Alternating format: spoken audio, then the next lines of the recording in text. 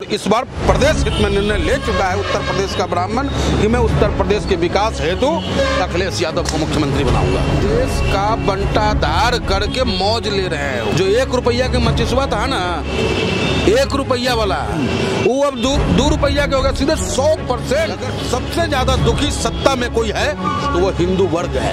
हिंदुओं को सबसे ज्यादा बताया जा रहा है। हिंदू सबसे योगी राज में भूखे भजन हो ही गोपाला, ले लो अपनी कंठी माला। योगी लहर को आप लोग रोक पाएंगे इस बार? है ही नहीं, लहर तो रोकेंगे कहाँ। 300 पर लगातार मीडिया भी मजबूती से दिखा रही है। हम 400 पर पहुंच गए हैं। 300 कर रहे हैं, हम 400 बनाए 3 दे देंगे ताकि विपक्ष में रहे, वो साइड में बैठा। वो तो विदेश नीति मजबूत करने के लिए दौरा कर रहे हैं, तो आप इसको ऐसे ही व्यर्थ बता रहे हैं। बहुत बढ़िया मजबूत हम हो गए हैं कि सारा पड़ोसी देश हमसे खुश चल रहा है, कहीं कोई बैलेंस नहीं हो रहा है। कश्मीर शांत है, त्रिपुरा में एकदम में बिल्कुल शांति पड़ा हुआ है, कोई नेता का बयान तक नहीं आ रहा है। हो क्या रहा है? ये काहे का विदेश नीति मजबूत हो रहा है जब हमारा देश ही मजबूत नहीं हो रहा है? हम आपस में लड़ मर करके कटने को तैयार बैठे हैं। कहीं मंदिर ढा दिया जाता है, कहीं मस्जिद तोड़ दिया जाता है। क्या हम उसी हिंदुस्तान में जिस हिंदुस्तान की कल्पना हमारे राष्ट्रपिता महात्मा गांधी जी ने किया था, भगत सिंह जी ने किया था, अशफाक उल्लाह खान ने किया था? नमस्कार, मैं दानी संसार और आप देख रहे हैं पीआरबी। गाजियाबाद में मौजूद है हमारे साथ बातचीत करने के लिए मनमोहन गामा जी हैं, जो कि मीडिया में बड़ी बेबाकी से अपनी राय को रखते हैं। क्या कहेंगे? प्रधानमंत्री जो है विदेश दौरे पे गए हुए हैं और अगर आप न्यूज़ देखते होंगे तो पूरा दिखाया जा रहा है कि डंका बज रहा है पूरी तरीके से।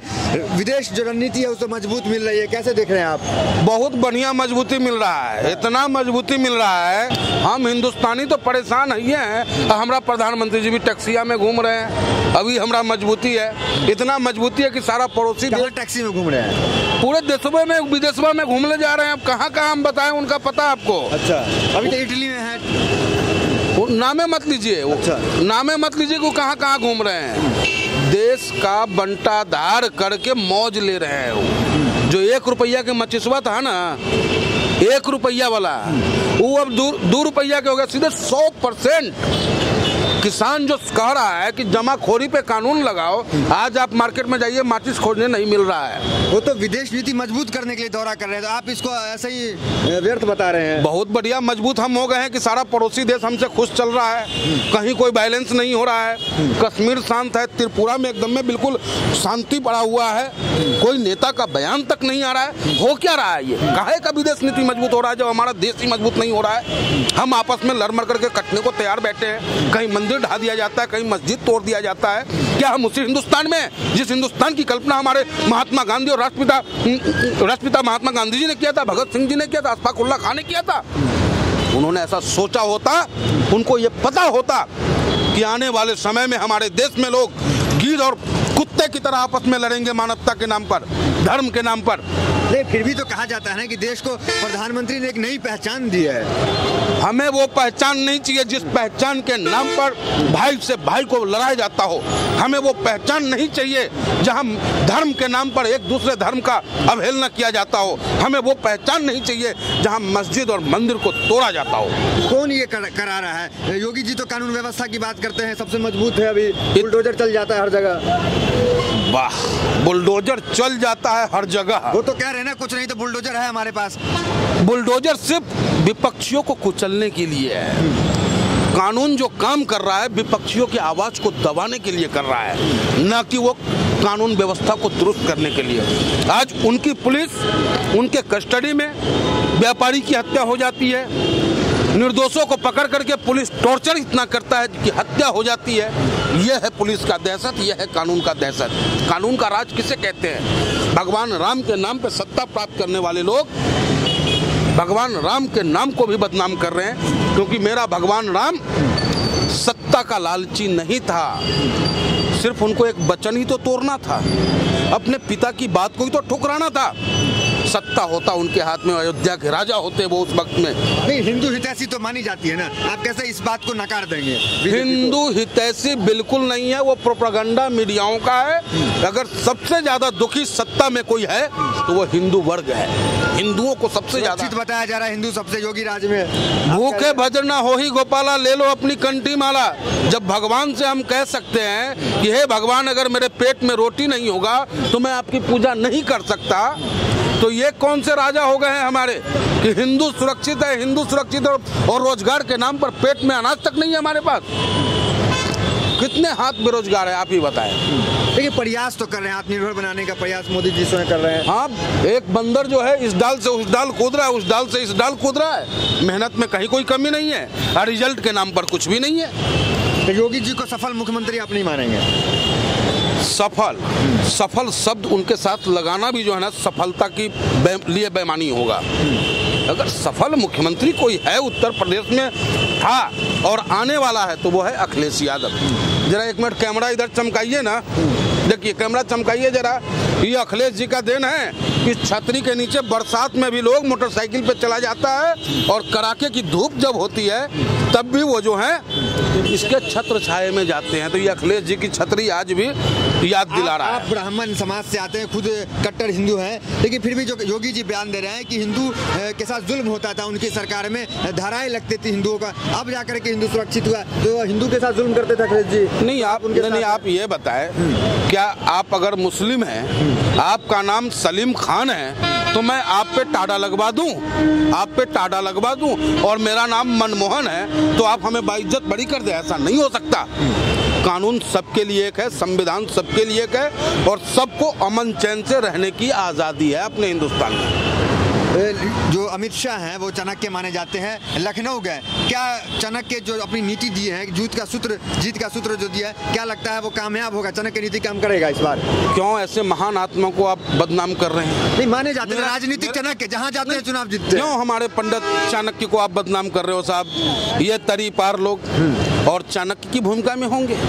अगर चाणक्य से जब कहा गया था कि आप राजा क्यों नहीं बन जाते, तो उन्होंने कहा था कि राजा वही हो सकता है जिसके पास परिवार हो, और ये अगर चाणक्य होते तो बे औलाद को सत्ता में न बैठाते। इसलिए चाणक्य नहीं हो सकते हैं, और इनका सूत्र एक ही है कि विपक्षियों का दमन करो, विरोधियों का दमन करो, और ईवीएम को किसी तरीके से हैक कर दो, या ईवीएम को बदलने की जो सिलसिला है, सेम नंबर का ईवीएम अपने अधिकारियों के द्वारा वहां रखवाना और चुनाव जीतना इनका प्रोपेगेंडा है। क्योंकि हिंदुस्तान की राजनीति में इतना बड़ा आंदोलन कभी नहीं हुआ, और अगर कोई आंदोलन हुआ तो सरकार झुकी है, और ये सरकार बेदर्द है। इतना बड़ा आंदोलन, किसानों का आंदोलन हो रहा है, लेकिन एक बार भी उसको पुचकारने के लिए उनकी मौत पे मौत हो रही है, शहादतें हो रही है।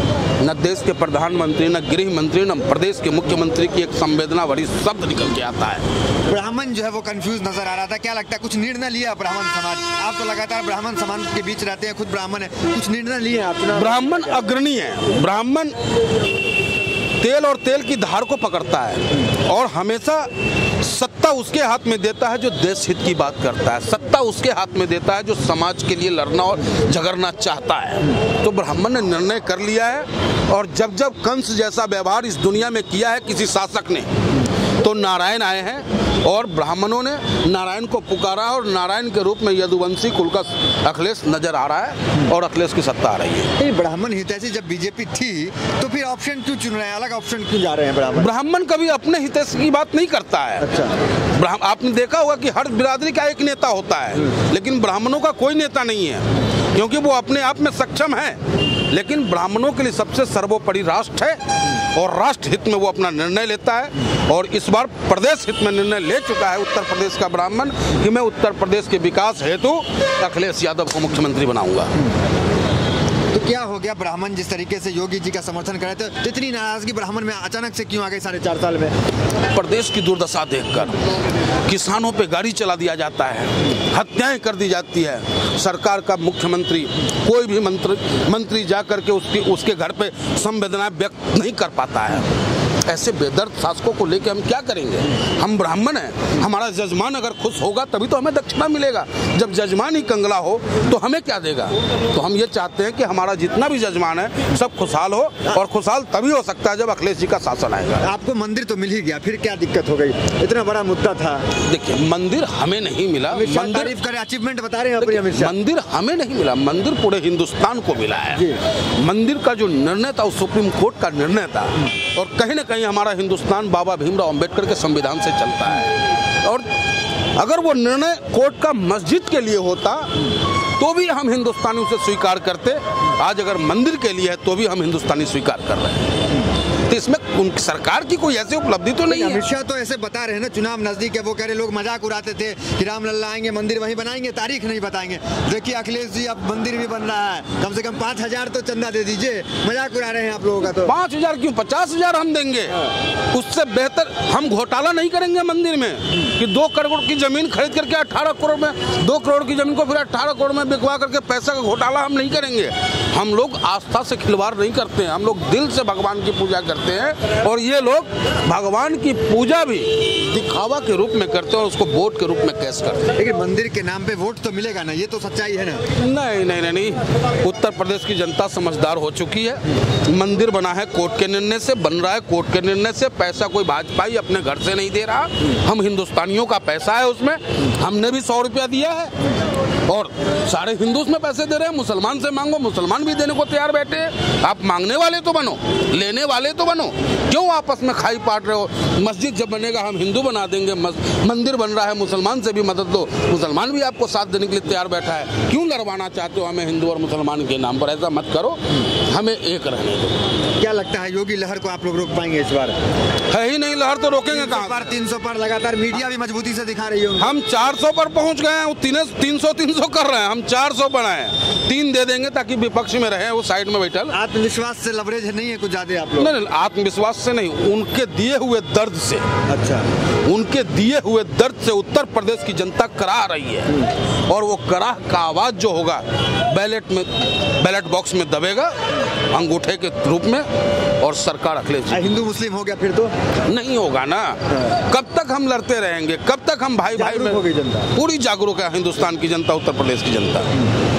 मुद्दा क्या होगा? आखिर हिंदू मुसलमान मुद्दा नहीं होगा तो फिर किस मुद्दे के साथ जाना पसंद करेंगे आप लोग? पढ़े लिखे नौजवान लैपटॉप लेना चाहेंगे, रोजगार चाहिए उन्हें, माँ बहनों को सुरक्षा चाहिए। 1090 अखिलेश यादव जी की देन है। 100 जो आज बाबा 112 कर दिए, लेकिन उसमें कोई सुधार नहीं। जो गाड़ियां हमारे अखिलेश यादव जी ने दी थी पुलिसिंग के लिए कि 15 मिनट में गांव में और 5 मिनट में शहरों में पुलिस पहुंच जाएगी, उस गाड़ियों को भी छीनने का काम बाबा ने किया। उसके बाद उस गाड़ी में तेल तक उपलब्ध नहीं करा पाए ये बाबा। तो कहीं ना कहीं ये सरकार हर जगह पे फेल्योर साबित हुई है।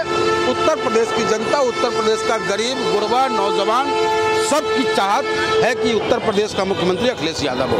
चलिए, ये मनमोहन गामा जी थे जो कि तमाम सवालों का बड़ी बेबाकी से इन्होंने जवाब दिया और बड़ी सटीक जवाब दिया। और क्या होता है ये तो नतीजे आने के बाद ही पता चलेंगे। तो फिलहाल इस वीडियो में इतना, मिलते अगली वीडियो से बने रहे हमारे साथ। धन्यवाद।